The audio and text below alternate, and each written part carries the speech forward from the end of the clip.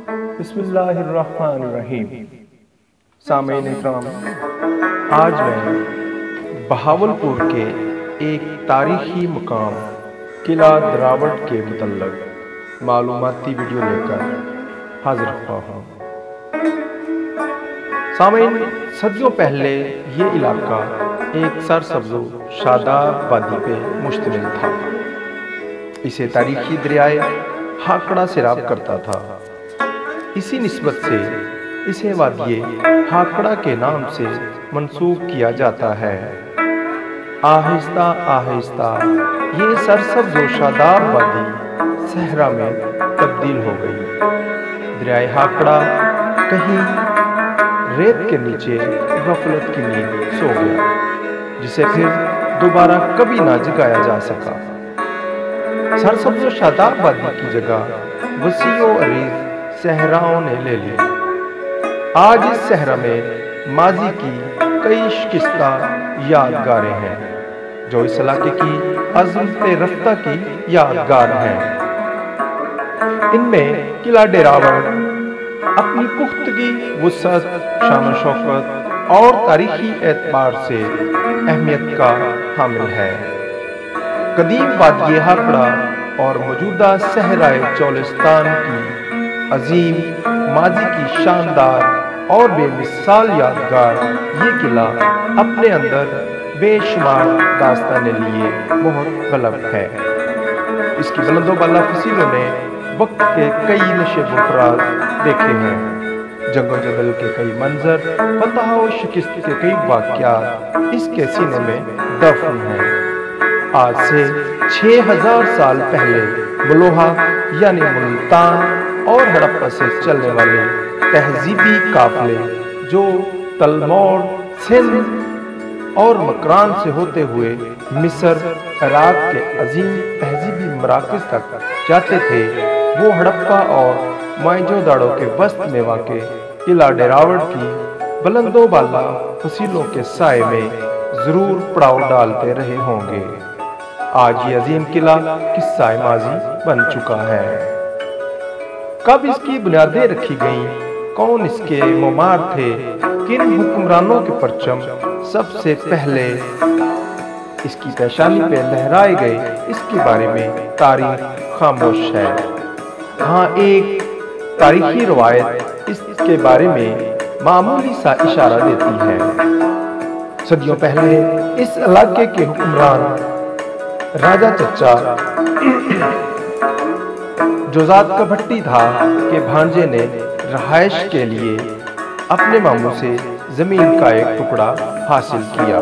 بعد میں راجہ کو معلوم ہوا کہ اس کا بھانجا یہاں قلعہ تعمیر کر رہا ہے اور اس کے ارادے صحیح نہیں ہیں، تو راجہ نے طاقت کے بل بوتے پر قلعے کی تعمیر کو رکوا دیا۔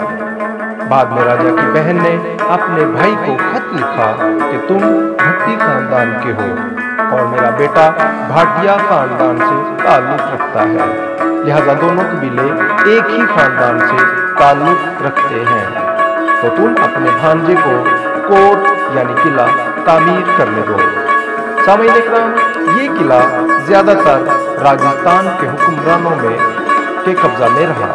بعد میں یہ بہاولپور کے عباسی خاندان کے قبضے میں آ گیا۔ بہاولپور کے عباسی خاندان کا تعلق بغداد کے عباسی خانوادے سے تھا۔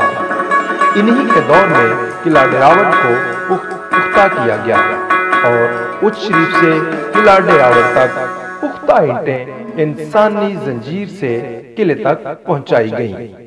قلعہ ڈیراوڑ اپنے محلے وقوع کے اعتبار سے عسکری اہمیت کا حامل ہے۔ اس کی بلند و بالا پختہ فصیل 40 برجوں پر مشتمل ہے اور سابق ریاست بہاولپور کے تمام بڑے شہروں سے یہ قلعہ یکساں فاصلے پر واقع ہے۔ قلعے کے چاروں طرف لک و دک صحرا کا ہونا، دور دور تک پانی کی عدم دستیابی، قلعے کی دیواروں کی 30 میٹر تک اونچائی اسے جنگی نقطہ نظر سے محفوظ بناتی ہے۔ قلعے کے سامنے مرکزی دروازے کے قریب ایک وسیع پانی کا تالاب ہوا کرتا تھا، جس میں بارش کا پانی دور دور سے رس رس کر جمع ہوتا رہتا تھا۔ اس تالاب کے بالمقابل قلعے کے اندر ایک اور تالاب تھا۔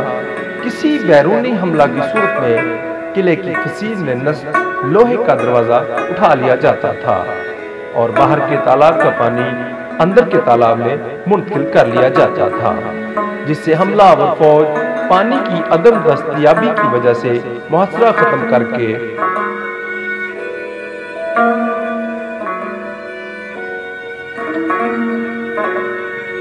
اٹھ جانے پہ مجبور ہو جایا کرتی تھی۔ سامعین، باہر سے قلعے کی فصیلوں کی بلندی اور اندر سے سطح کی کم بلندی یہ ثابت کرتی ہے کہ اس قلعے کے اندر زیر زمین کافی تعمیرات پوشیدہ ہیں۔ اس قلعہ کی پوری فصیل محرابی دمدموں سے بنی ہوئی ہے۔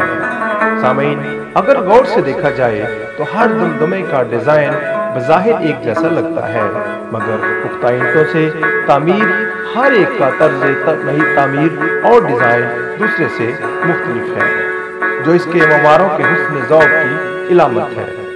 قلعے کے اندر شاہی بیگمات اور اہل خانہ کے قیام کے لیے خوبصورت طرز تعمیر اور انتہائی خوبصورت فرش والا شاہی حصہ ہے۔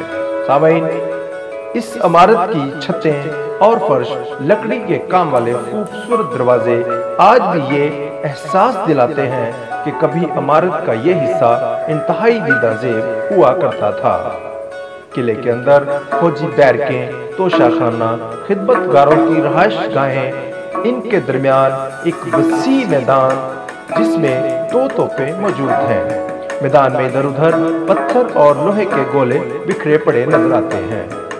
اس میدان کے مغربی حصے کی طرف امیر آف بہاولپور کی گرمائی رہائش کے لیے زیر زمین کمرے بنے ہوئے ہیں۔ سطح زمین پر بنے ہوئے ایک چھوٹے سے کمرے میں سے انتہائی نیچے سیڑھیاں اور اس کے ساتھ لوہے کی ریل کی پٹڑی نیچے کی طرف جا رہی ہے۔ کمرے میں ایک ٹھیلا موجود ہے جو لوہے کی زنجیروں کے ذریعے اس پٹڑی پر کئی 100 فٹ نیچے زیر زمین جایا کرتا تھا، اور اس کے ذریعے امیر آف بہاولپور انتہائی نیچے والے کمروں میں گرمیوں کے موسم میں آرام و قیام فرمایا کرتے تھے۔ وہاں سے اوپر تک خصوصی ہوادان اس طرز بنائے گئے ہیں، اوپر کی ہوا انتہائی نیچے تک جا کر دوسرے راستے سے پھر اوپر آتی تھی۔ کہا جاتا ہے کہ ہواؤں کے منفرد استعمال سے زیر زمین کمروں کا درجہ حرارت حیرت انگیز تک کم کر لیا جاتا تھا۔ سامعین، آج بھی اگر ہم قلعہ ڈیراوڈ کی سیر کرنے جائیں تو ہمیں وہاں کی طرز تعمیر، وہاں کی رہائش گاہیں، وہاں کی مسجد اور وہاں کے ارد گرد کا علاقہ مرعوب کرنے میں کامیاب رہتا ہے، اور ہم اس دور کے فن تعمیر کے ماہر تعمیردار اور یہ قلعہ تعمیر کروانے والوں کے ذوق شوق کو داد دیے بغیر نہیں رہ سکتے۔